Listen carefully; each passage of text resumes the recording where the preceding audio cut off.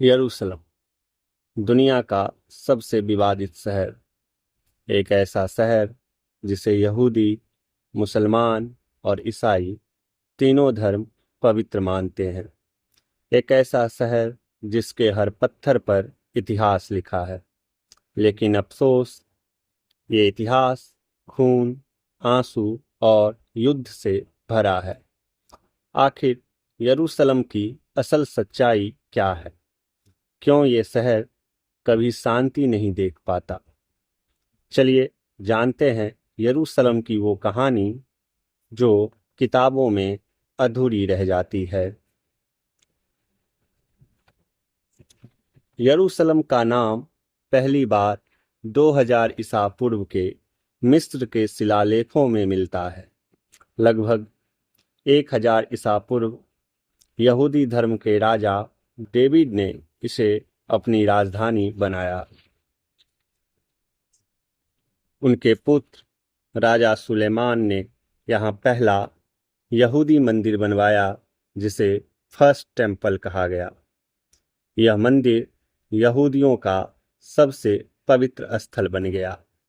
लेकिन 586 ईसा पूर्व में बाबिलोन के राजा नबूकदनेस्सर ने इस मंदिर को नष्ट कर दिया और यहूदियों को गुलाम बनाकर बाबिलोन ले जाया गया।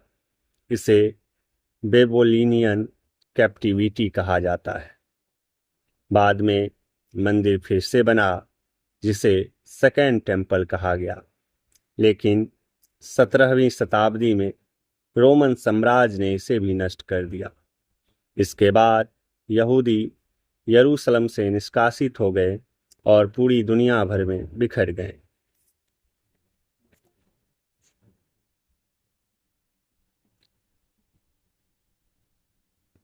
यीशु मसीह को जिस शहर में सूली पर चढ़ाया गया वो यरूशलेम ही था। ईसाइयों के लिए यह वह भूमि है जहां ईसा मसीह को क्रूस पर चढ़ाया गया और यहीं वे पुनर्जीवित हुए। ईसाई धर्म के सबसे पवित्र स्थलों में से एक चर्च ऑफ द होली सेपल्चर यहीं स्थित है। ईसा मसीह के अनुयायियों ने यरूशलेम को तीर्थ बना दिया और बाद में रोमन सम्राट कॉन्स्टेंटाइन ने इसे ईसाई राजधानी बनाया। वहीं बात करें इस्लाम की, तो इस्लाम की दृष्टि से भी यरूशलेम एक बेहद पवित्र स्थल है।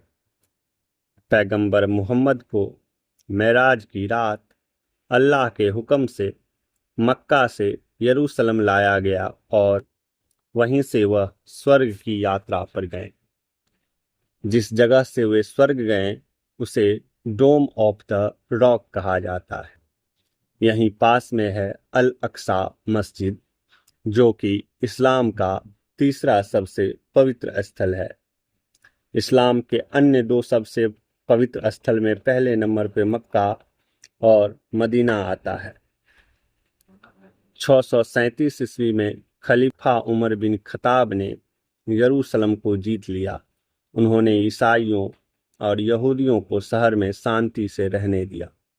यह इस्लामी इतिहास का वो दौर था जब यरूशलेम धर्मों का संगम बना हुआ था। 11वीं शताब्दी में ईसाई धर्म के नाम पर क्रूसेडर्स शुरू हुए। क्रूसेडर्स यानी कि धर्म युद्ध। 1099 में यूरोपीय क्रूसेडरों ने यरूशलेम पर हमला किया और मुसलमानों, यहूदियों सभी का नरसंहार किया। लेकिन 1187 में मुस्लिम नेता सलाहुद्दीन अयूबी ने यरूशलेम को वापस जीत लिया। इसके बाद सैकड़ों वर्षों तक यह शहर बार बार ईसाई, मुस्लिम और मंगोलों के हाथों में जाता रहा। 1517 में उस्मानी तुर्कों, ओटोमन एम्पायर ने यरूशलेम पर नियंत्रण कर लिया और अगले 400 वर्षों तक यहाँ शांति बनी रही। फिर आया ब्रिटिश शासन का दौर और यहूदियों की एक बार फिर से वापसी हुई। प्रथम विश्व युद्ध के बाद ब्रिटेन ने यरूशलेम पर कब्जा किया और यहूदियों को वापस बसने की अनुमति दी।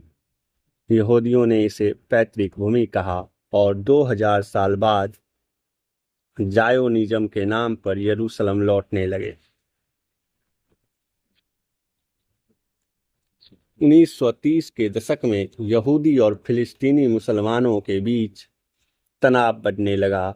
1947 में संयुक्त राष्ट्र ने यह प्रस्ताव दिया कि फिलिस्तीन को 2 हिस्सों में बांटा जाए, यहूदियों और अरबों के लिए अलग अलग देश। यरूशलेम को अंतर्राष्ट्रीय शहर बनाने का प्रस्ताव भी रखा गया, लेकिन यह मान्य नहीं हुआ। फिर इजराइल की स्थापना होती है और यरूशलेम विवाद एक बार फिर से शुरू हो जाता है। 1948 में जब इजराइल बना तो अरब देशों ने उस पर हमला किया। इस युद्ध में यरूशलेम 2 भागों में बंट गया, वेस्ट यरूशलेम जो कि इजराइल के पास और ईस्ट यरूशलेम जॉर्डन के पास, जिसमें अल अक्सा मस्जिद मौजूद है। 1967 में 6 डे वार के दौरान इजराइल ने ईस्ट यरूशलेम भी जीत लिया और पूरे यरूशलेम को अपनी राजधानी घोषित कर दिया। लेकिन दुनिया के ज़्यादातर देश अब भी इसे विवादित क्षेत्र मानते हैं। फिलिस्तीनी आज भी ईस्ट यरूशलेम को अपनी राजधानी मानते हैं। वहीं इजराइल कहता है कि यरूशलेम उसकी एकीकृत राजधानी है और रहेगी। आज यरूशलेम में इजराइल सेना का भारी नियंत्रण है। अल अक्सा मस्जिद के आसपास लगातार झड़पें होती रहती है। वहीं फिलिस्तीनी नागरिकों के लिए यरूशलेम पहुंचना बेहद कठिन है। यरूशलेम में बार बार धार्मिक भावनाओं को भड़काया जाता है, जिसमें हमास और इजराइल के बीच युद्ध जैसी स्थिति बनती रहती है। 2017 में अमेरिका के राष्ट्रपति डोनाल्ड ट्रंप ने यरूशलेम को इजराइल की राजधानी मान लिया, जिससे अरब देशों में भारी गुस्सा फैल गया। पर कुछ अरब देशों ने इजराइल से संबंध भी बना लिए, जैसे यूएई और बहरीन। आखिर में यरूशलेम एक शहर जो जोड़ सकता था, आज तोड़ रहा है।